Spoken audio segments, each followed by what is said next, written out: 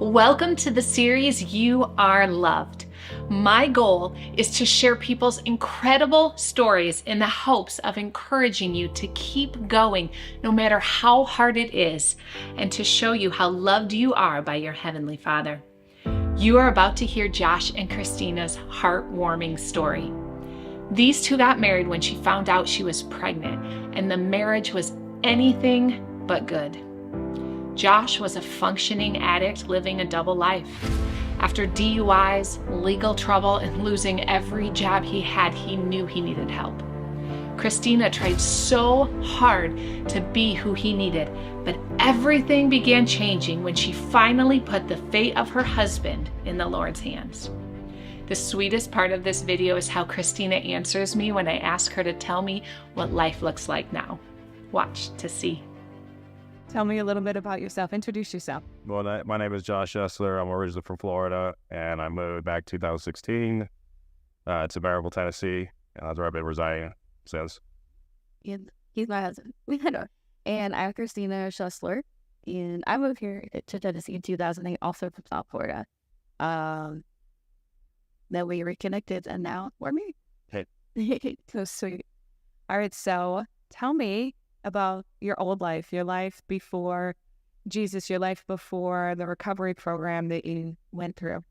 So I grew up in church, with church all my life. And when we moved to Tennessee when I was 18, was when my faith was tested, because I was ripped away from everything that I knew was comfortable with. And I had to pursue Jesus for myself and figure out who he was for me, not just with who I was surrounding myself with. So after that, I lost my way a little bit. I always jokingly say I reached my emo stage late in life, and my rebellious stage late in life. But thank God he was always faithful and he was always there, and I had praying parents.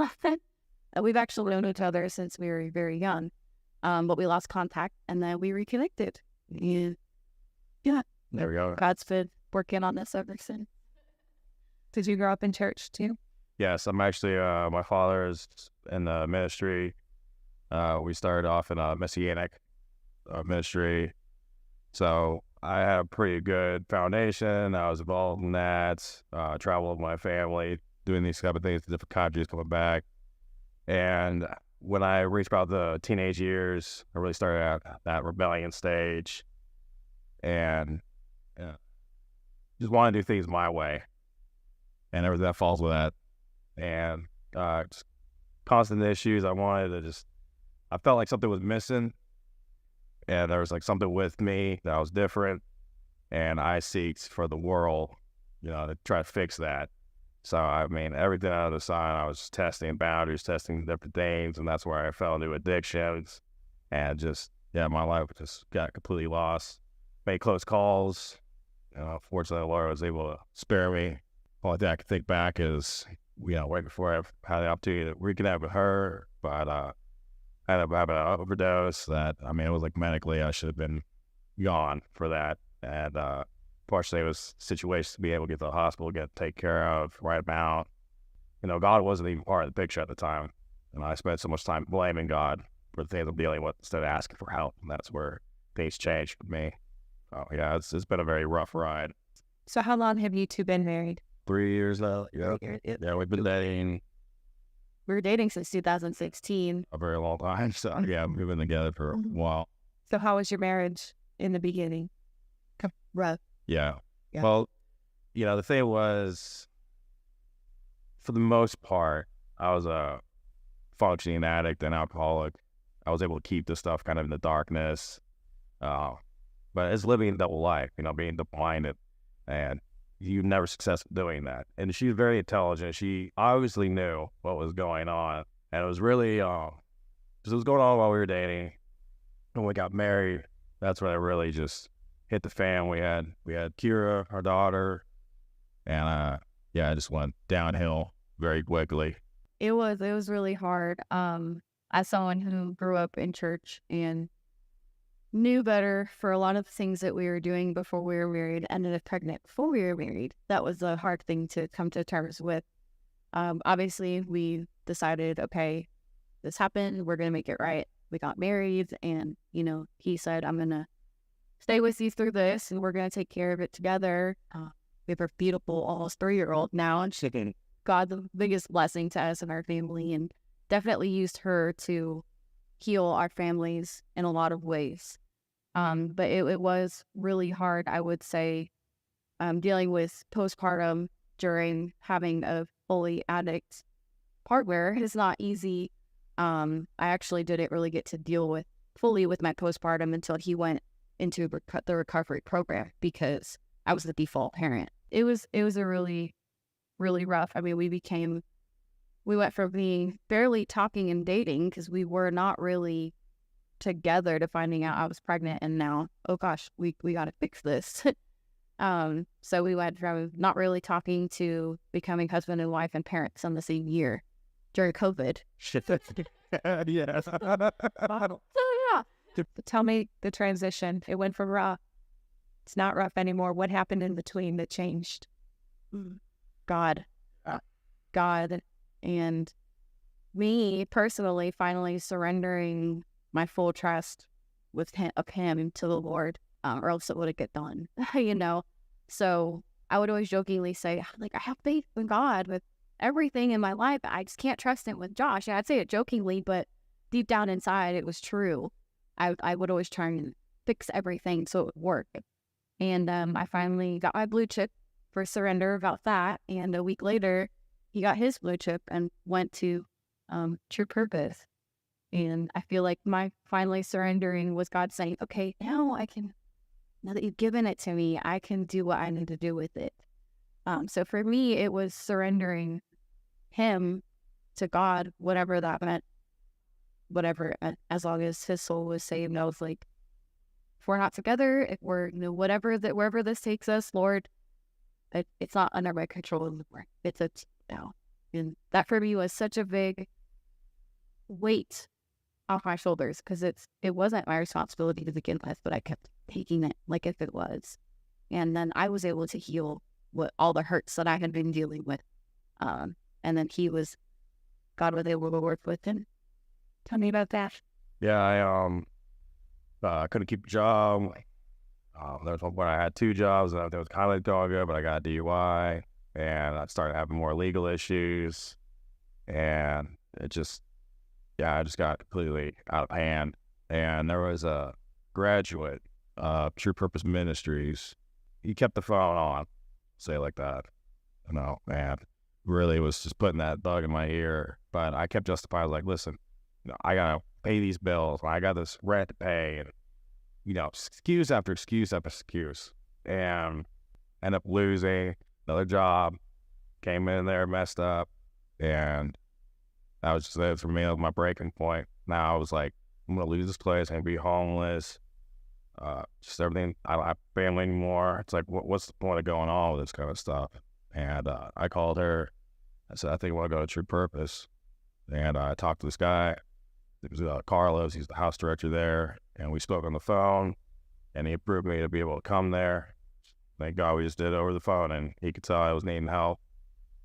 And I told her, I was like, I think about going to True Purpose. She was like, yeah, I think you need to do that. So that was my turning point. It's like actually like absolutely surrendering everything. Like, you know, and with what they say is like, you know, yes, you're going to lose this, but you're going to gain so much more. That was proof right there of what has been said on that. You know, I guess I gave up all my possessions, my freedom for the first 90 days, pretty much. But you know what? I wasn't mad about it, because I couldn't handle my own life, so I need this help. And that was the sowing of the seeds moment right there.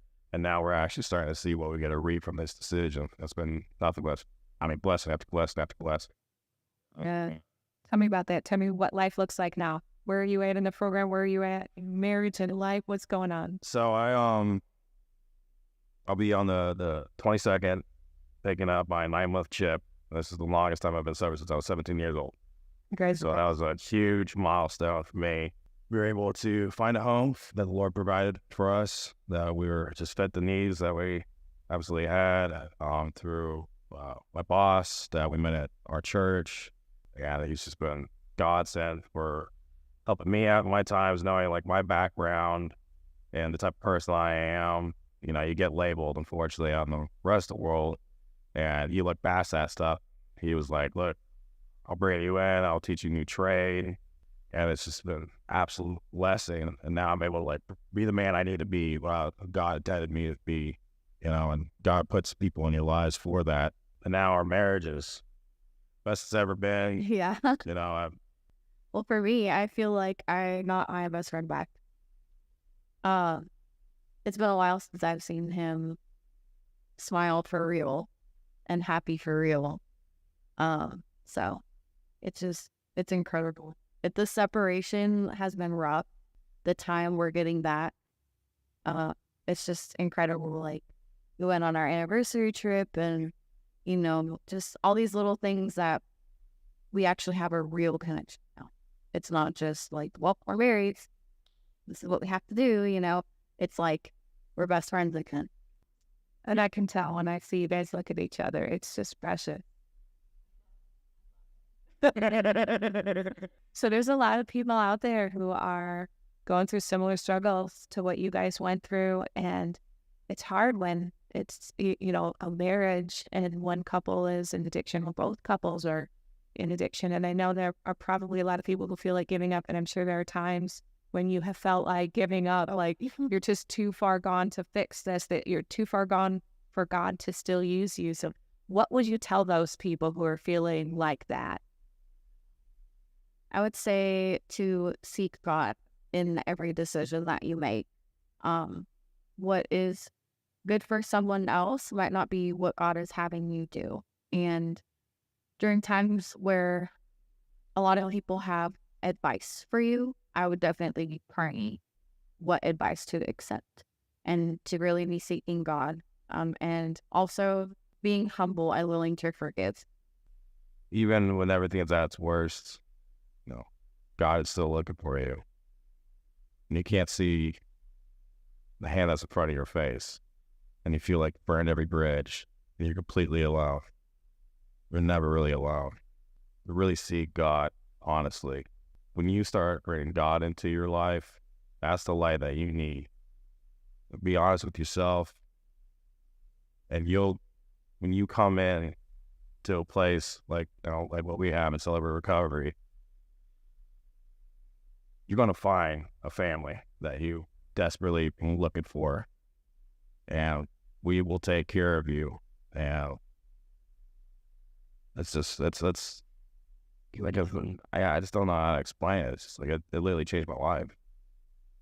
I found God this way, and I have like a whole new appreciation about things. I mean, to the point I even see my wife differently, and seeing that love, that light that has always been there. Like, it changed the dynamic of everything. Man, I'm not going to stay here to be the post job, be like, oh, life's perfect. Life's going to be great. Oh, there's going to be days you're still going to struggle. But you know what? You're not alone, and you'll never be alone. That there's always light at the end of the tunnel. Everything's right around the corner.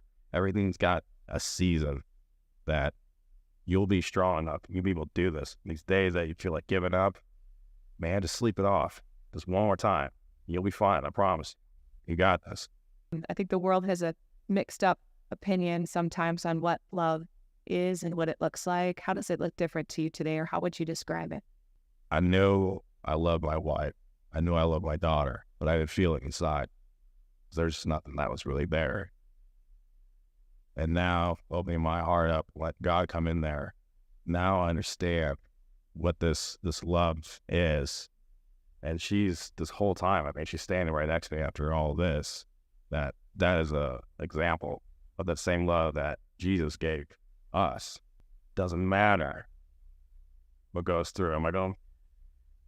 I'm still going to be there. I still love you. Even though I might not be there, I still love you for that. You know, she'll show that to me. And I was like, okay, I kind of get it. You know, it's because it's infallible. You don't understand that.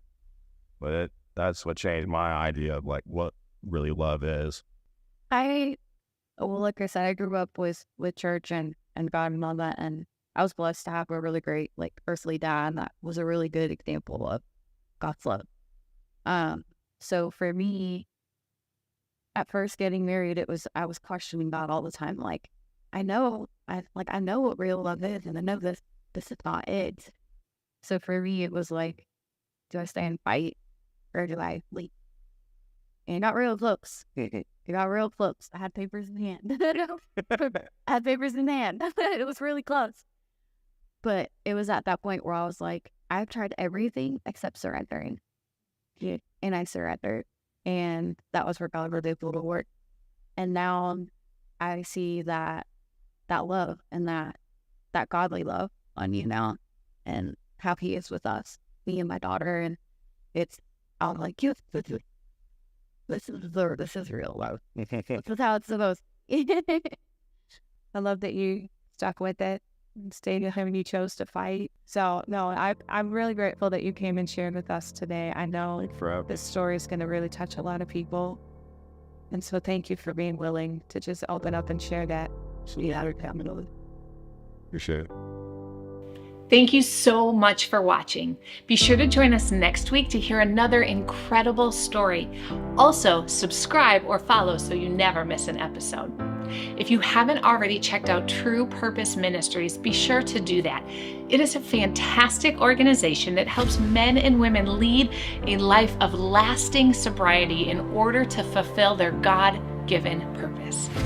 The most important thing I want you to know from today is that you know, no matter how far you have run from God, it is never too late. There is always hope because you are loved. God bless.